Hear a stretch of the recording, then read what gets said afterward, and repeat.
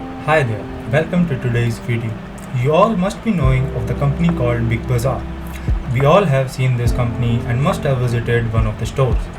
In 2001, when Kishore Biyani started Big Bazaar, people started comparing him with Sam Walton of Walmart. By 2020, FutureRetail, which is the parent company of Big Bazaar, has opened more than 1500 stores all over India. But Kishore Biyani sold the parent company of Big Bazaar, that is FutureRetail, to the Reliance Industries. So stay tuned. In this video, let us know about the rise and fall of the Big Bazaar.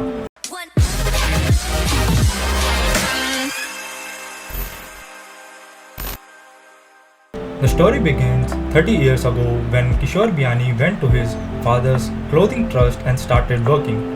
5 years later, in 1997, Kishore Biyani started his first brand outlet in Kolkata, whose name was Pantaloons.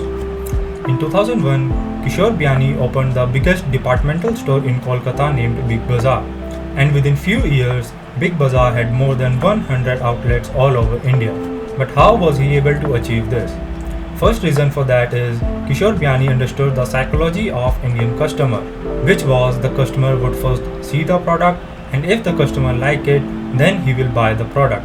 Because of this, Big Bazaar never had a dedicated staff to look into the customer's need. If the customer had any problem, he could find the staff and ask them directly. This was the different retail business strategy that FutureRetail implemented in its business model. The second reason for that was discounts. Well, everyone liked discounts, and Big Bazaar used to give enormous discounts and sale, and that too so frequently that people used to rush into the stores. But the question is, how were they able to give such heavy discounts and also opening so many stores all over India simultaneously? And the main question was, where was the money coming from? Kishore Biyani do not come from a rich family that he has a lots of money. He will invest in the business activities to grow Big Bazaar and its other outlets. He used debt in order to accomplish his plans. But who knew that this debt will make the company go crashing down? Kishore Biyani wanted to make Big Bazaar a monopoly that had no competitors. Because of this, he started numerous ventures.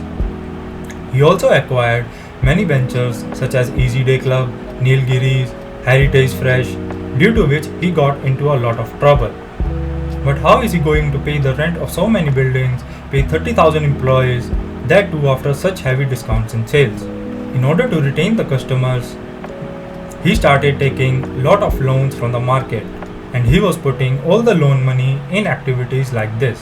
This matter went on for a few years, and consequently their debt was rising at a rapid pace. Because of piling up debt, Kishore Biyani sold his first company, Pantaloons, to Aditya Birla Group for 1600 crore rupees. And this was the starting of the collapse of FutureRetail or Big Bazaar.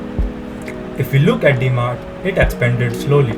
Rather than taking lots of debt, DMart used its profit from the existing stores to expand its operations.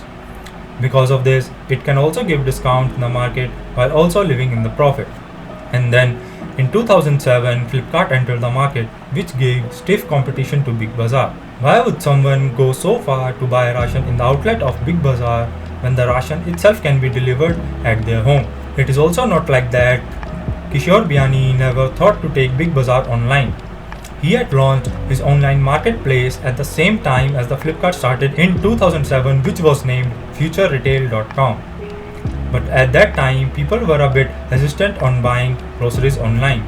Due to these reasons, he closed FutureRetail.com. But after the arrival of Jio, the sales of Flipkart and Amazon skyrocketed. After seeing these high sales on online platform, Kishore Biyani thought of starting FutureRetail.com again in 2016. But they were not only late, but they had massive debt of more than 8,000 crore rupees, because of which they were not able to sustain it.